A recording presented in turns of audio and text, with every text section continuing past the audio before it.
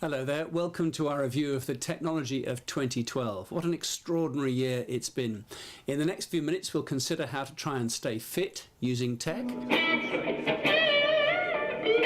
how to rehearse that amazing guitar solo without necessarily disturbing the neighbours, and of course we'll discuss a new operating system for the Microsoft Stable.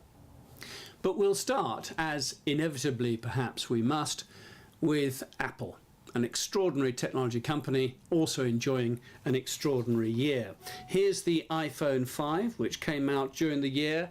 As had been much heralded, it was thinner than ever before, it was lighter than ever before, and the screen size had been boosted a little bit, but with a dimension of 16 units to 9 units, that 16:9 aspect ratio, which meant it's perfect for watching television or movies in that format on the screen should you wish to. And if you want to play games or use more graphic intensive programs, that was made possible with a new chip driving the whole thing, a new graphic software and hardware within the phone as well. So that was a much heralded success for the company. Then they did a couple of surprising things. I have to admit, I wondered if Apple would bring out a smaller iPad. The success of the first main-sized one seemed to be so total and so effective. Do they really need to get into that Kindle type space?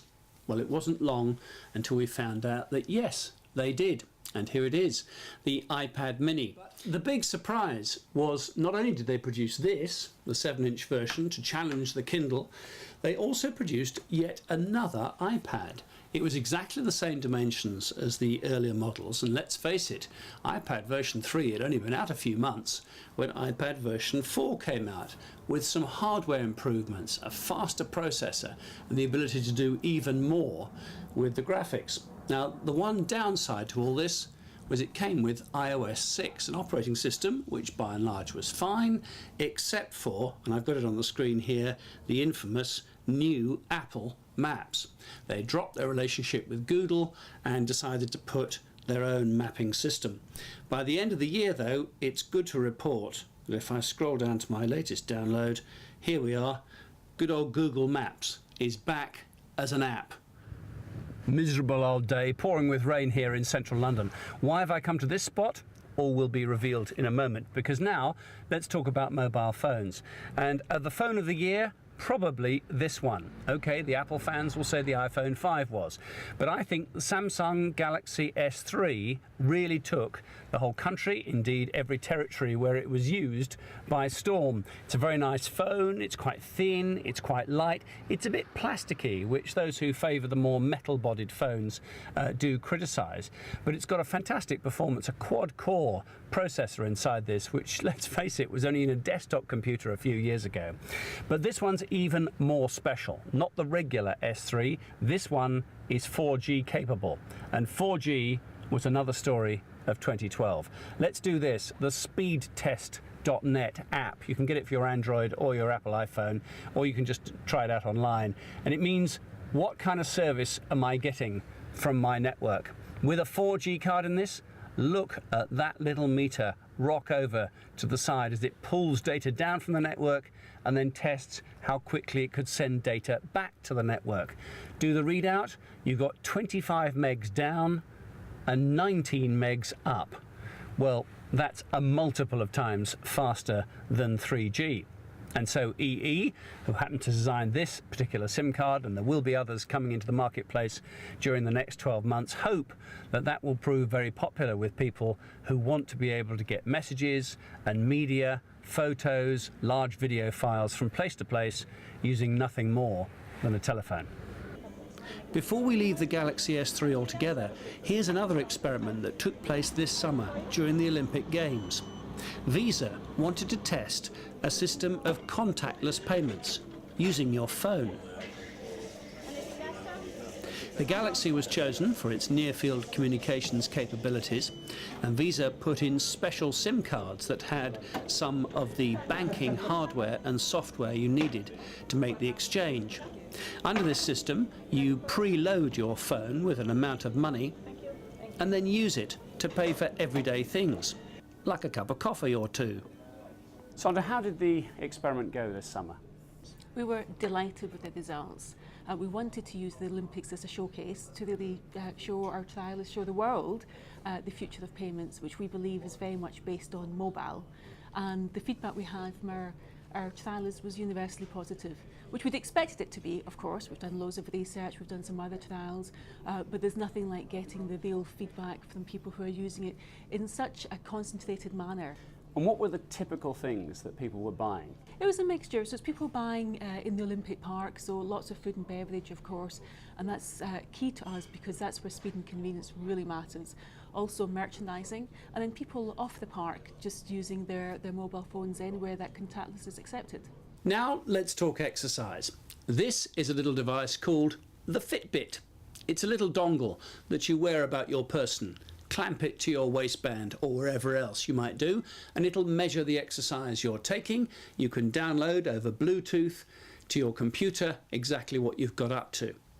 It was quite nifty and had some fans out there, but you know what? Nike came up with an alternative. This is your daily Nike Fuel goal. You set it, and you decide how active you want to be. See your progress here, here, and here. Fitbit was probably the first one to come out, and there have been pedometers, digital pedometers for a long time, everything on the Kellogg's Special K packets to, you know, send away vouchers and stuff. But I think it was the first one that really started to make a game of it all. And that's even more apparent now because they've launched Nike Fuel Band missions, where it gives you levels up. And I know even when I talk to other journalists and other friends who have the Fuel Band, that you get quite competitive when you meet up and go, how many points have you got? And there's no way of cheating, is there? There isn't, and that's one of the good things and one of the bad things about it. I mean, there are ways to cheat, and so it's a band that is on my wrist. So if I start waving around, then I've earned some fuel points, and you could say that I haven't actually moved. But the other option is that I have moved somewhat, so therefore, you know, there is some points value there, but it's not about running around, and it's for the fuel band. The encouragement is to be consciously aware and be openly wanting people to be aware that you're trying to be active. So 2012 has been an amazing year for a whole number of new devices and apps to go with them for your Android or Apple mobile phone.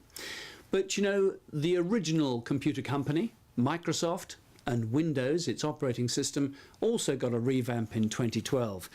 This is my copy of Windows 8, and a very different proposition it was too. Yeah, I mean, that's the beauty of Windows 8, is you really can, choose the device that's going to work for you. That might be a tablet, that might be a convertible that can act as a tablet and move into a laptop. It might be a laptop, might be an all-in-one for the kitchen. Windows 8 runs brilliantly across all of those form factors.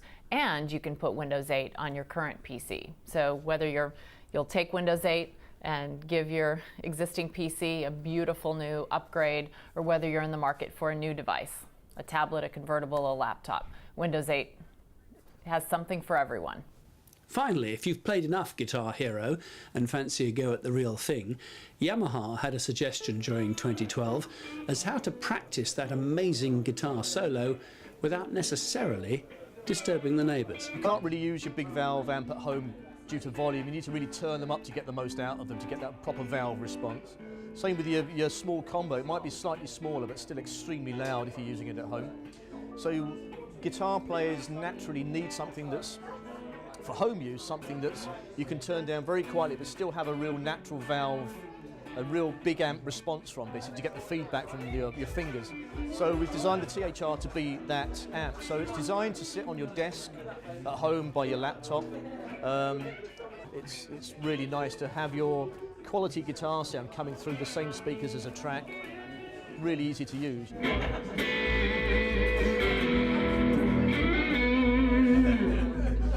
Well, that's it for the moment. Hope you've enjoyed this look back at just some of the technology that emerged during 2012. Join me next time when we'll have a look ahead to some of the tech we might be talking about during 2013. Until then, goodbye.